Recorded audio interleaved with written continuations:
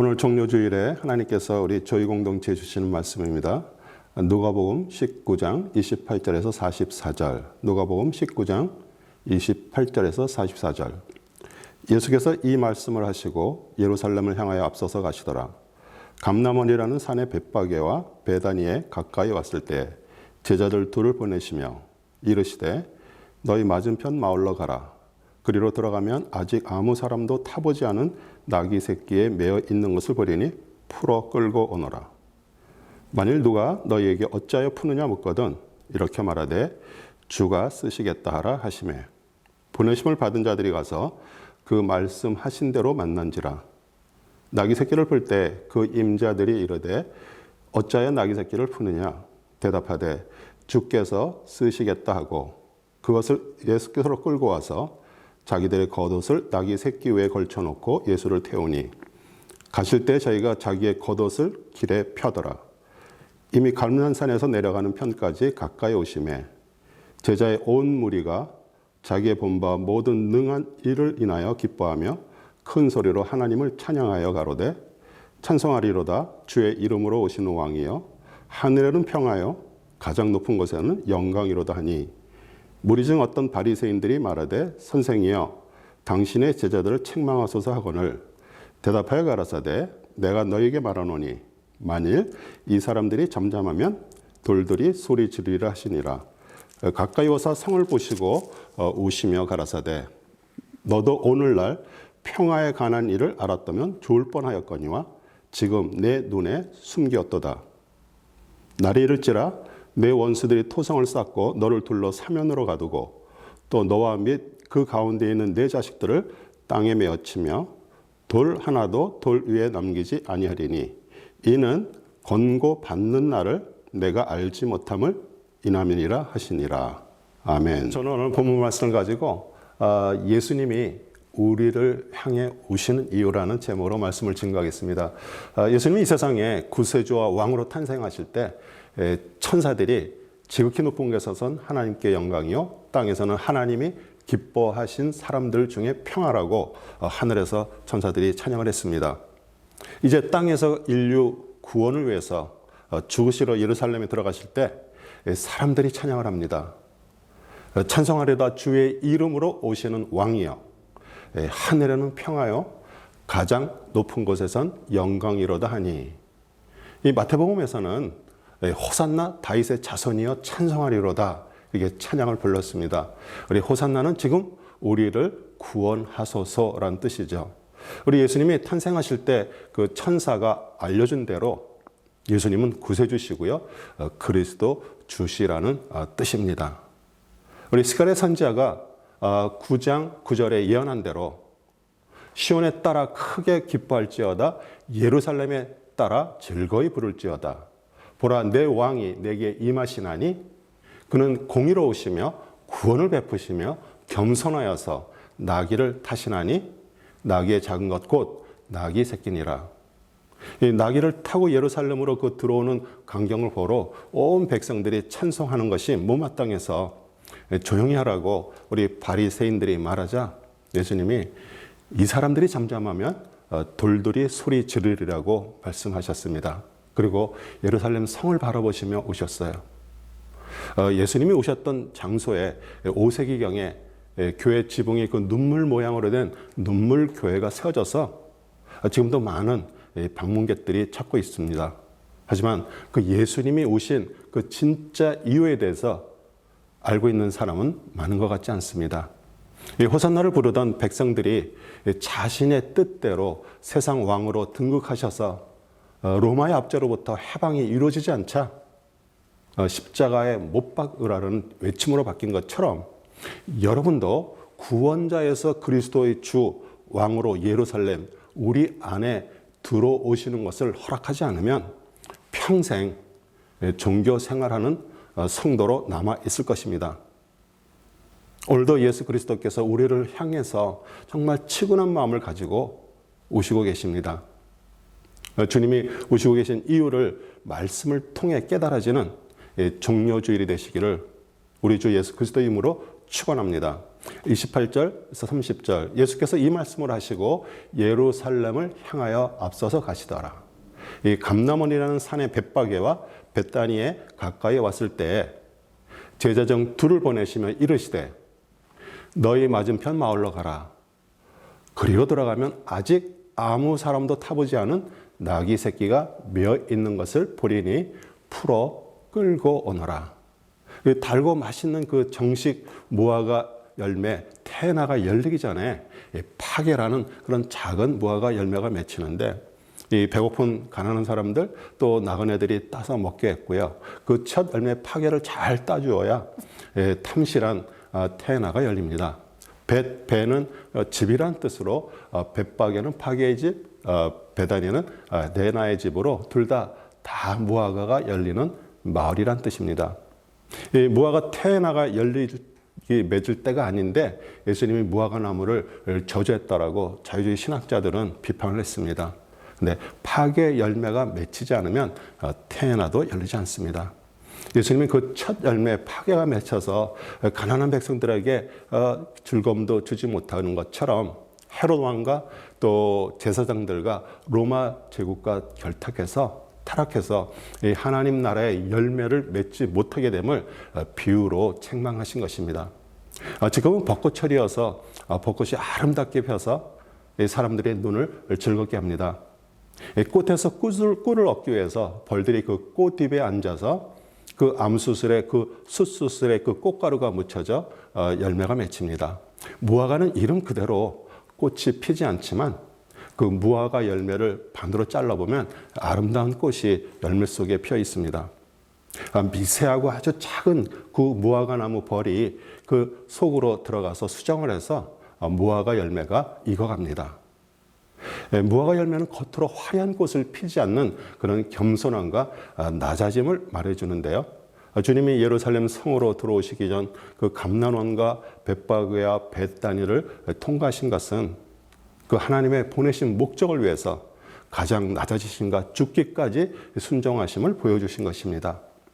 마태복음 20장 28절 인자가 온 것은 섬김을 받으려 함이 아니라 도리어 섬기려 하고 자기 목숨을 많은 사람의 대속물로 주려 함이니라. 아무 사람도 타보지 않은 그 나귀 새끼 어디로 이동하려면 우리는 차를 타고 가듯이 그 당시 나귀는 사람들이 먼 길을 갈 때 타고 다니는 동물이었습니다. 사람들이 타고 다녔던 그 나귀는요, 고집이 세서 가끔 사람들에게 애를 먹일 때가 있지만 사람이 타보지 않은 나귀 새끼는 순종함을 말합니다. 예수님은 유대인 왕으로 오셨지만 실제 사역과 삶 속에서 그 낮아지심과 겸손함 그리고 하나님 아버지께 순종하심으로 십자가에서 죽으셨습니다.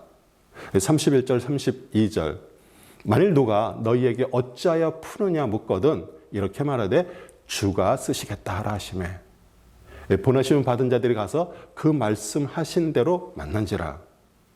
주가 쓰시겠다. 우리 주는 헬라어로 퀴리었습니다. 왕 통치자라는 뜻으로 로마 황제를 지칭하거나 또 그 예루살렘을 통치하고 있는 유대 총독 빌라도를 말하지만 그리스도 주를 말합니다. 만약 여러분이 그 한 마리의 나귀처럼 누구도 알아주지 않지만 복음을 받고 낮아져서 겸손하다면 주 그리스도께서 주인이 되셔서 여러분의 안에 들어오셔서 평생 동행하실 것입니다. 우리 한번 태어나서 왔다 가는 그런 인생에서 정말 주님으로부터 쓰임 받았다는 것만큼 중요한 일이 있을까요? 하나님을 모르는 그 억만장자는 뭐 주님이 쓰시겠다고 말해도 작은 승용차 하나 드릴 마음이 없겠지만 이 하나님이 원하시는 것은 물질이 아니라 구원받고 하나님의 자녀가 돼서 하나님 나라를 위해서 쓰임받다 주님께 돌아가는 것입니다. 우리 35절 36절 그것을 예수께로 끌고 와서 자기들의 겉옷을 나귀 새끼 위에 걸쳐놓고 예수를 태우니 가실 때 저희가 자기의 겉옷을 길에 펴더라. 그 안장이 없는 그 나귀 새끼 위에 자기들의 그 겉옷을 걸쳐놓고요. 또 길에 옷을 펼쳐놓은 것은 첫 번째 예수 그리스도를 왕으로 맞이하는 이유를 말합니다. 우리 대통령이 다른 나라에 순방을 가서 공항에 도착해서 그 비행기에서 내리면 그 환영하고 예우하는 뜻으로 레드카펫을 깔아놓는 것과 같습니다. 두 번째는 헌신을 말합니다.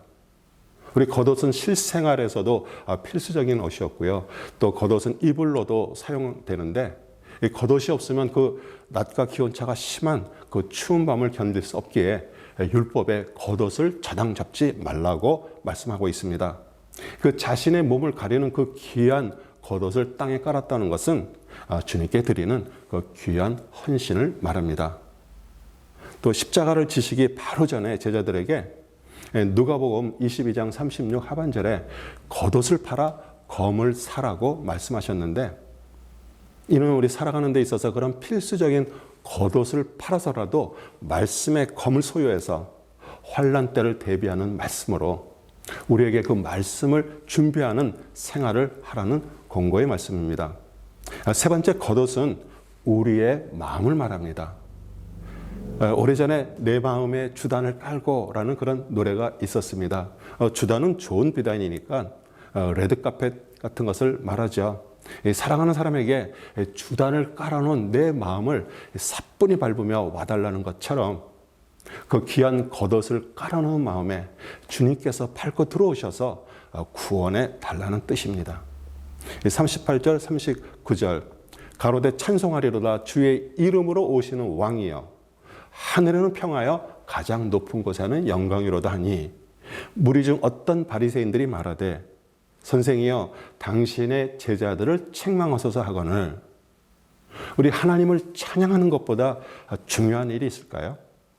제사장들, 유대인들 중에 바리새인들은 백성들이 그 예수님을 많이 따르자 자신들이 그런 종교적 권위를 통해서 얻은 그 지위와 부를 이룰 것을 같아서 그 백성들 몰래 예수님을 죽일 계획을 세우고 있었습니다.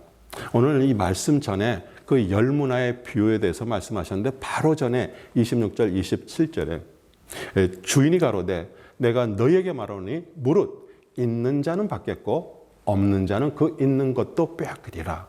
그리고 나의 왕됨을 원치 아니하던 저 원수들을 이르러 끌어다가 내 앞에서 죽이라 하였느니라. 그들은 그 예수 그리스도가 왕되심을 원치 아니했던 자들이었기에 모든 무리가 주의 이름으로 오시는 왕이여 이렇게 찬양을 하고 소리치니까 화가 나서 그들을 찬양하지 못하게 잠잠하라고 요구하고 있습니다.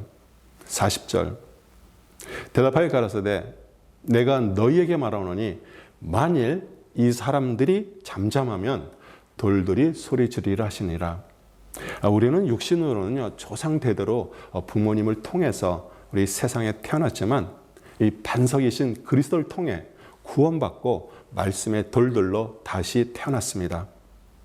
아브라함을 조상으로 삼고 그 조상의 유전을 철저히 따르는 그 바리새인과 사두개인들이 침례 받으러 오는 것을 보고 침례 요한이 누가복음 3장 8절에 그러므로 회개에 합당한 열매를 맺고 속으로 아브라함이 우리 조상이라고 말하지 말라. 내가 너에게 이르노니 하나님이 능히 이 돌들로도 아브라함의 자손이 되게 하시리라 말씀하셨습니다. 그 회개에 합당한 열매를 맺지 않는다면 조상들의 유전을 따라 열심히 하나님을 섬긴다 해도 돌보다도 못하다는 경고의 말씀입니다. 이 사람들은 우리 세상 사람들을 말하죠. 그리스도에 관심이 없습니다.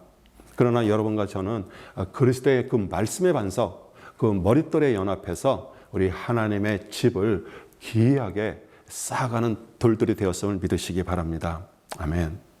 시편 118편 22절 23절 건축자가 버린 돌이 집 모퉁이의 머리떡이 되었나니 이는 여호와께서 행하신 것이요 우리 눈에 기이한 바로다.